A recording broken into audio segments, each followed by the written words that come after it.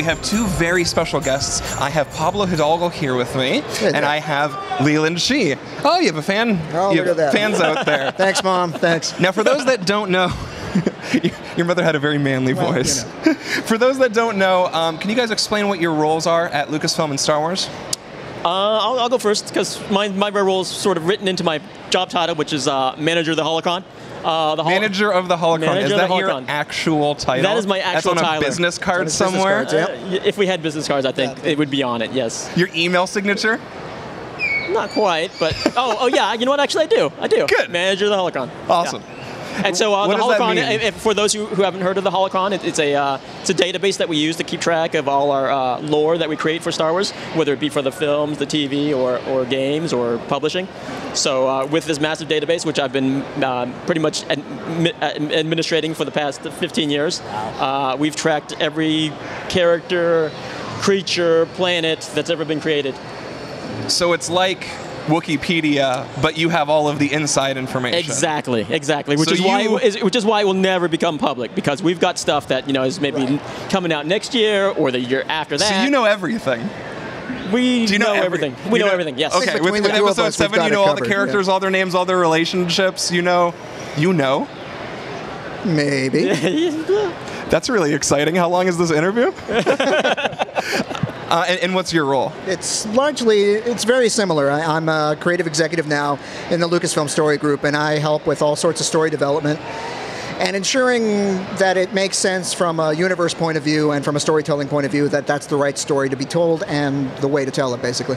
Right, and that's a big deal, this new story group. And I want to talk about that, but just before we do, how did you get that gig? Well, it's been, I think part of it is we've both been with the company for so long that we've become the de facto guys to go to when you have a Star Wars question. And because of the future, the content-rich future of Star Wars going forward, there's a lot of questions and a lot of new people asking questions. So it just became easier to consolidate both of us, put us in the same group, and have us field those types of questions. Right. Yeah, because we had been in different groups before. Pablo had been working in online and marketing primarily, and I'd been working on licensing. So someone came up with the brilliant idea to sort of put us together, and this is pre-story group. And then we had actually, at that time, were sort of plotting, how awesome would it be How do we get into the story group? How do we get in there? But this is even before we even knew about the story group. We were thinking, like, it would be fantastic if we had input on what production was doing, if we were to do new shows and new films. And it came to be. Yeah, and fans love that. Now, can you summarize very quickly, just for those that don't know, what exactly the story group is and what that means to the continuity of Star Wars? Well, there's a lot that goes into it, and I know fans are particularly interested on the continuity angle of it all. Yeah, the canon. But that's the legacy. That's only really one part of it. It's basically a group set up by Kathy Kennedy that's basically in charge of overseeing story development in multimedia going forward. Real transmedia stuff that we've never been able to do before, because in the past we've had one camp that was making the films and another camp that was doing the publishing and the licensing and the published fiction.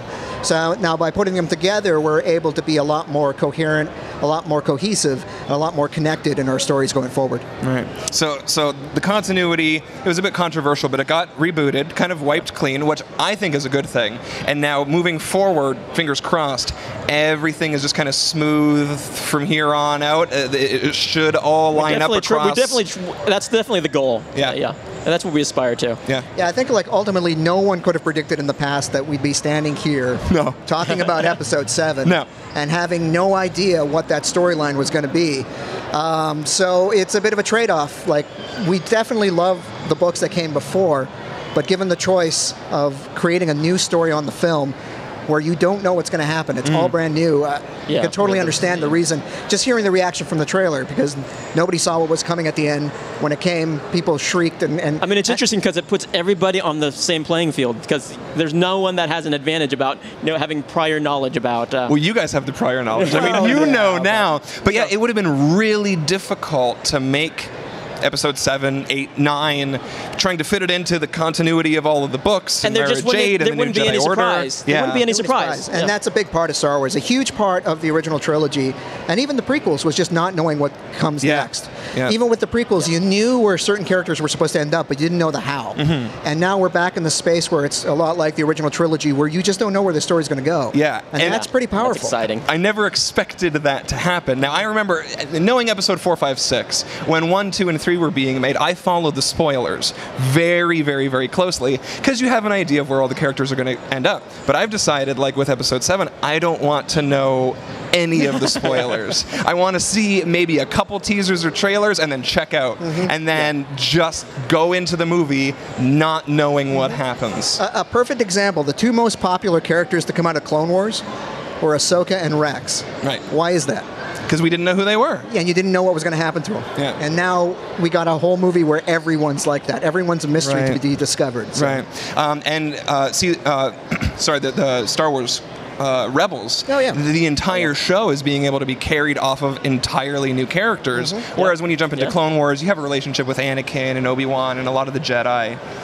And a big part of what we're doing is, like, we're encouraging our partners, we're encouraging Marvel and Del Rey to really embrace the ability to tell new. You know, it's like, yes, it makes sense to have our classic characters in those spaces, but who are the new characters that you can introduce? What are the new scenarios that you can introduce? So, and people became incredibly loyal to, like, Jason, Jaina, Anakin Solo, Mara Jade, Admiral Daala, Grand Admiral Thrawn. So there's no reason why we can't become loyal to new characers that are made up. Instead Nobody of being, says that you can have to stop loving those characters at those all. books are still there. Yeah. So I want to ask, how difficult was it for your Holocron when it gets brought to you after, what, 10, 12 years of you maintaining it? Hey, so we're going to make more Star Wars movies, and we're just going to throw a lot of this out. Good luck. Do you have, like, two versions now? When you say throw it out, I didn't throw out anything. Okay? Right. I still have a field that keeps track of everything that we did in Legends. So we can always go back, look at it, say, hey, maybe this character will fit this role. We can go back, use that character.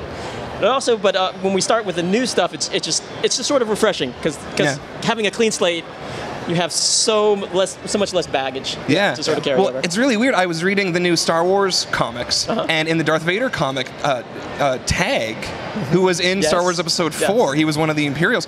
He's still alive. I think it was my idea to give him a Grand General title. Yes, that's right. Is it Grand General Grand Tag? General, yeah. So I remember reading it and Palpatine saying he's still alive, and I immediately went to Wikipedia and typed in his name, and I was like, no, he died.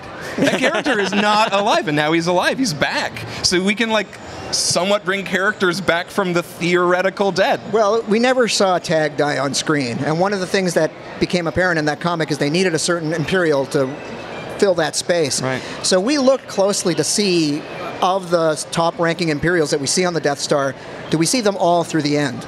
Tarkin and Mahdi hang around, but Tag vanishes about halfway through the movie. And we thought that was an interesting potential. The other thing is it's a throwback to the original Marvel Comics run, where they had the old 70s one, where they had a General Tag who was, shall we say, misillustrated.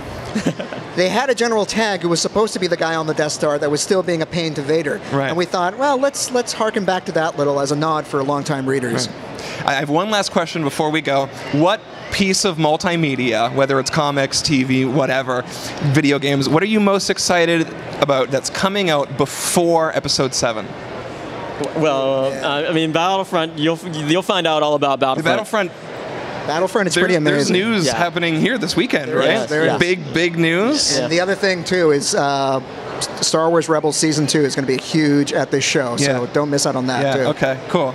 All right, well, guys, thank you so much for your time. I just want to go and pick your brain and ask you so many. I've read every Star Wars novel, all of them, multiple times, and there's so many questions I have. I am back here live at the Cantina with J.J. Abrams. Oh, that's good. After you release the trailer, you want that kind of reaction from people, right? It's incredible.